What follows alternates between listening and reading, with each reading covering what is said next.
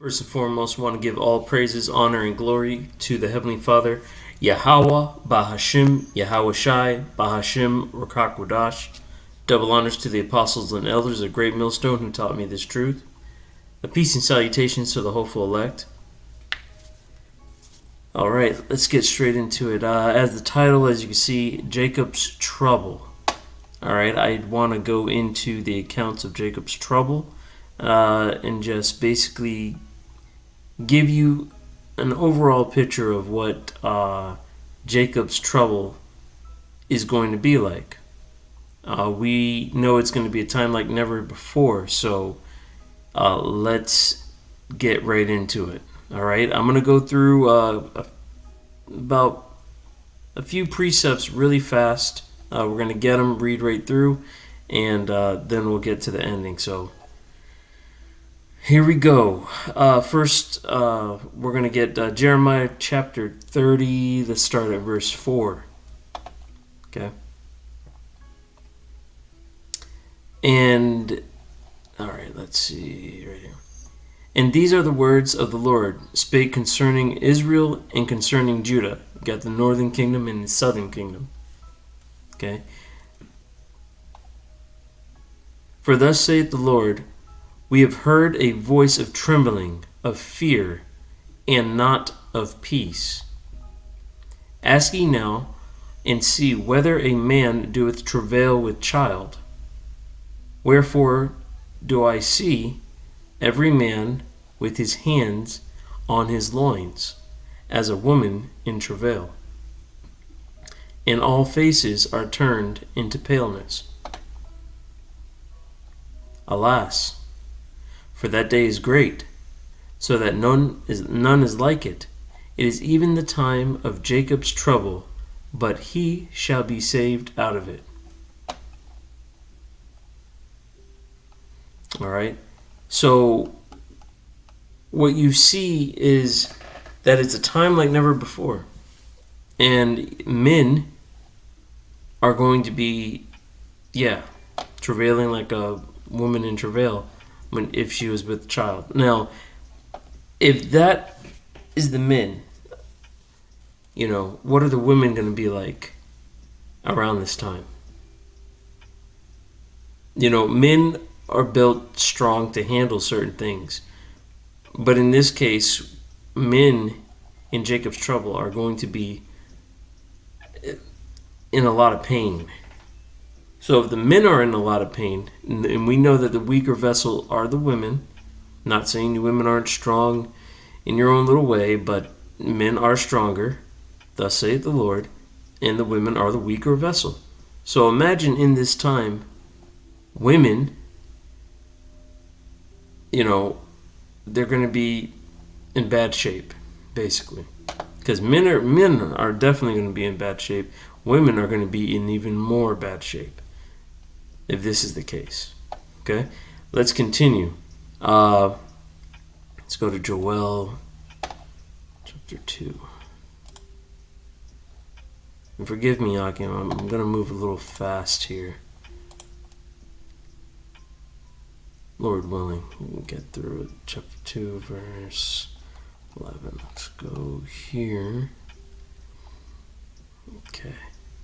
Alright. And the Lord shall utter his voice before his army, for his camp is very great. For he is strong that executeth his word. For the day of the Lord is great and very terrible, and who can abide it? Okay? Let's jump down to 30. Was it 30? 31. 31. The sun shall be turned into darkness, and the moon into blood, before the great and terrible day of the Lord come. Man. You could just imagine. I mean, as of right now, we are seeing blood moons. Let's read that one again. The sun shall be turned into darkness and the moon into blood before the great day. Before the great and the terrible day of the Lord come. So we already see blood moons. Now imagine the sun being turned into darkness. All right, let's go ahead and jump to Amos, right there. And like I said, Akim, I'm trying to paint this picture for you through the scriptures now. Not my picture, but the picture through the scriptures, And I'm sorry, Akim. Okay. And Amos chapter 5, verse 18. Let's go right here. Okay. Woe unto them that desire the day of the Lord. And to what end is it for you? The day of the Lord is darkness and not light. As if a man fleeth from a lion, and a bear met him, or went into a house, and leaned his hand on a wall, and a serpent bit him. Shall not the day of the Lord be darkness and not light, even very dark, and no brightness in it? Man.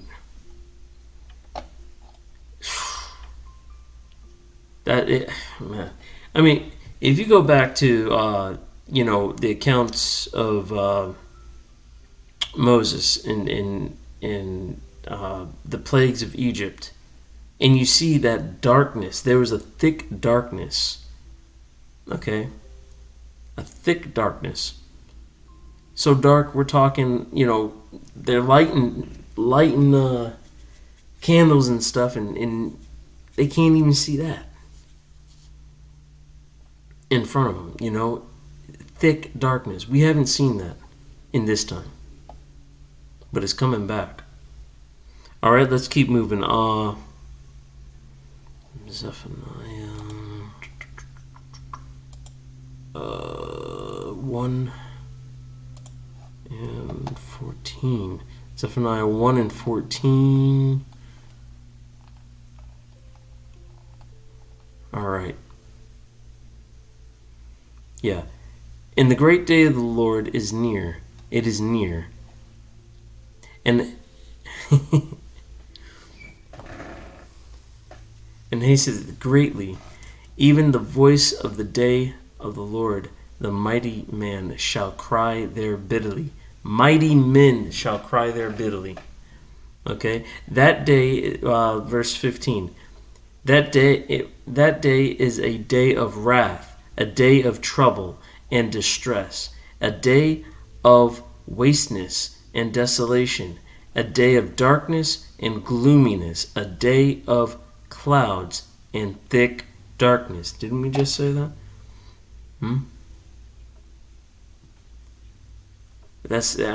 Thick darkness. Obviously, the day of the Lord is not going to be pretty. It's going to be real ugly. Okay, and we're approaching that time in today's time. We're approaching it. We're right on the verge of it being full out Jacob's trouble.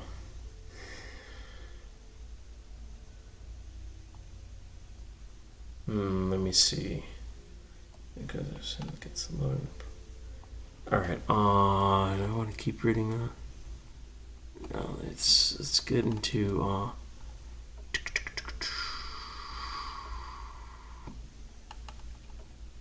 Let's go ahead and continue reading that.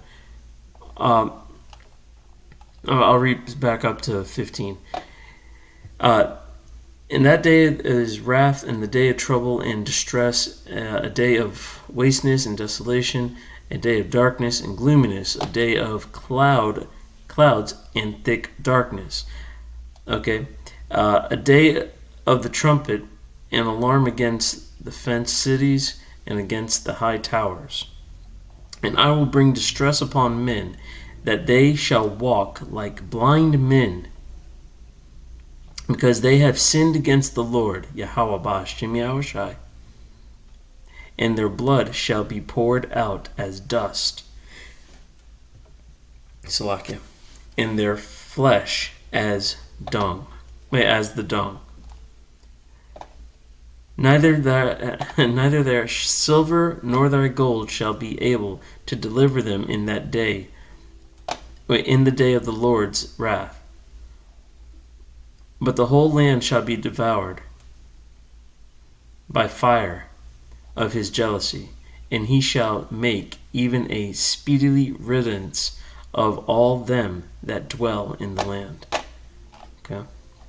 Let's go ahead and get Daniel, right there, chapter 12, 1 and 3. 1 and 3. Okay, here we go. Remember, envision this now. Okay, this is something we've never seen before since there was a nation. Okay, and at that time shall Michael stand up. Michael, we're talking about the archangel. Okay, the great prince which standeth for the children of thy people. And there shall be a time of trouble, such as never was since there was a nation, even to that same time, and at the time thy people shall be delivered, every one that shall be found written in the book of life. Okay. Let's keep going. And many of them that sleep in the dust of the earth shall wake, some to everlasting life, and some to shame and everlasting contempt. And they shall be wise. And they that be wise shall shine as the brightness of the firmament, and they that turn many to righteousness as the stars forever and ever. Yeah. So the archangel, Michael, is going to stand in that day to defend us. And like it says, like a time never before since there was a nation. Okay, it's going to get ugly. Okay, let's go ahead and get, and we're going to end it here at Matthew chapter 15. All right, there's a lot of meat on this one. Okay, so yeah, we gotta get it. Yeah, no, wait, not 15. I'm sorry, Salakia. Matthew chapter 24, verse 15. Okay. All right, here we go. Remember, we're painting the picture of what Jacob's trouble is like. Okay. Through the scriptures. All right. Matthew 24, verse 15. When ye therefore shall see the abomination of desolation spoken of by Daniel the prophet, stand in the holy place. Then let them which be in Judea flee into the mountains. Let him which is on the housetop not come down and take anything out of his house. Neither let him which is in the field return back to take his clothes. And woe unto them that are with child, meaning pregnant, and to them that give suck in those days.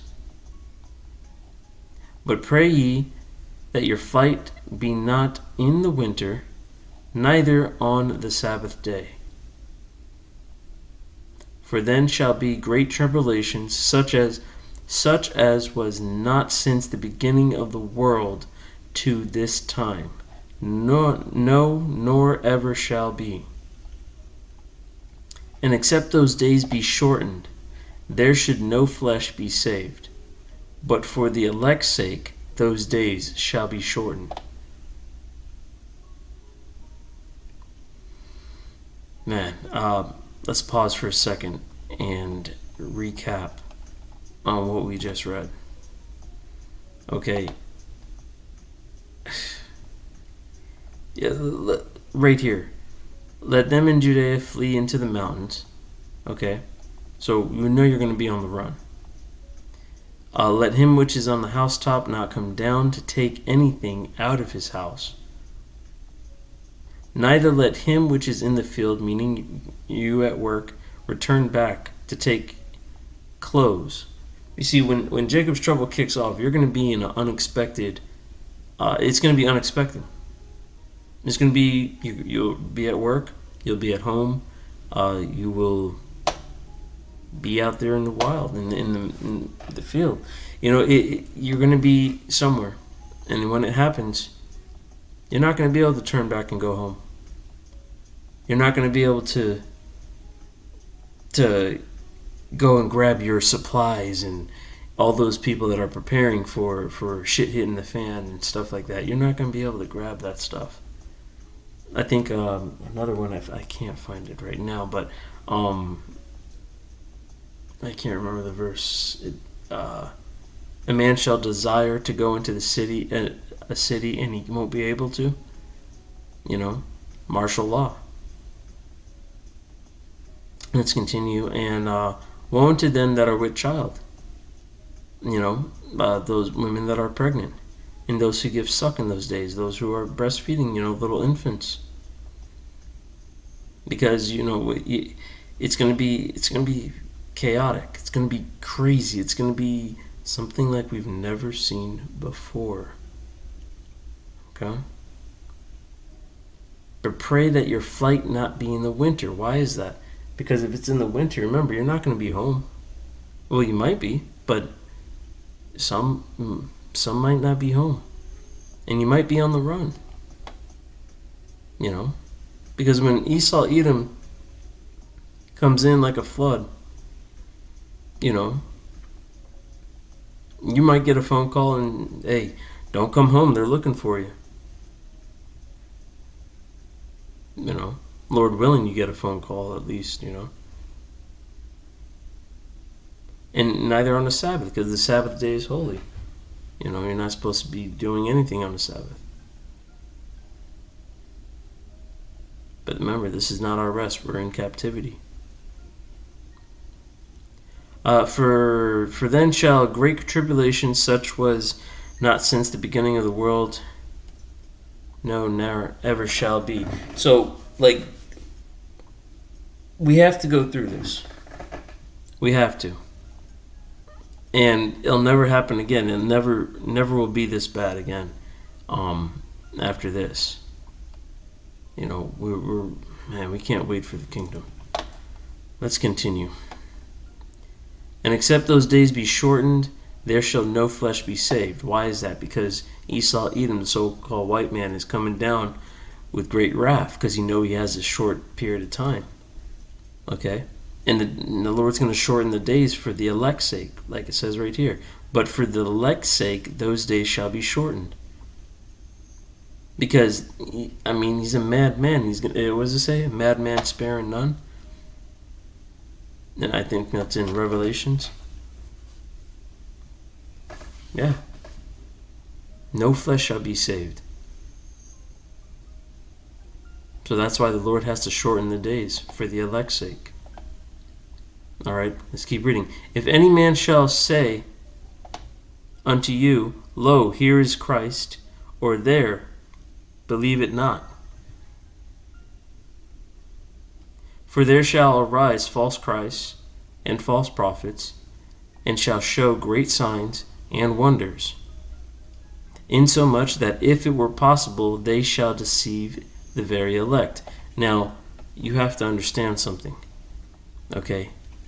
When the Lord comes back, every eye shall see him. So, people that are saying, oh, I'm the Christ in this, right now, I'm the Christ, or I'm King David, all this stuff. Listen, every eye shall see him. Okay? So don't believe these people that are saying, oh, I'm the Christ, and oh, he's over here, and oh, he's over there. And look, it even says, For these shall arise false Christs and false prophets, and shall show great signs and wonders, insomuch that if it were possible, they shall deceive the very elect. If it were possible. Okay? Behold, I have told you before. Wherefore, if they shall say unto you, verse 26, wherefore, if they shall say unto you, behold, he is in the desert, go not forth. Behold, he is in the secret chambers, believe it not. For as the lightning cometh out of the east, and shineth even unto the west, so shall also the coming of the Son of Man be. Now, think about that for a second. All right? Envision what he just said right here.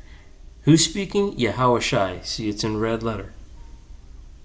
Yahushua, who this world ignorantly calls Jesus. Okay? He said right here, for the lightning cometh out of the east, and shineth even unto the west. So picture a lightning bolt that comes from the east, shoots all the way across to the west. So shall also the coming of the Son of Man be. Meaning that's how big. Alright? It's infinite. Basically, not infinite, but that's how big. Okay? Every eye shall see him. From one side of the coast to the next. Okay? For whatsoever the carcasses, there will... forgive me, Akim. For wheresoever the carcasses, there will the eagles be gathered together. Okay? Let's see. Should I keep reading that? Immediately after the tribulations of those days, yeah, because there's a lot in here, and I don't want you guys to miss out on that. Yeah, these three. I'm going to end it at 31. Yeah, I'm going to end it at 31. Immediately after the Matthew chapter 24, verse 29. Immediately after the tribulation of those days shall the sun be darkened, and the moon shall not give her light, and the stars shall fall from the heaven, and the powers of the heavens shall be shaken. And then shall appear the sign of the Son of Man in the heaven. And then shall all the tribes of the earth mourn, and they shall see the Son of Man coming in the clouds of the heavens with power and great glory. And when it says clouds there, that's the chariots of the Lord. That's the UFOs, they so-called say. All right? But picture a chariot big, huge. I mean, this one says clouds. But picture a fathership. Not a mothership, a fathership. That stretches forth from one side of the sky to the next. Coming with great power and great glory. Man. And he shall send his angels with a great sound of the trumpet, and shall gather together his elect from the four winds, from one end of heaven to the other. Okay? So that means the whole globe, the whole earth. All right? He will gather his elect. That means the elect are scattered all over. Not just in Babylon the Great. Everywhere. Okay?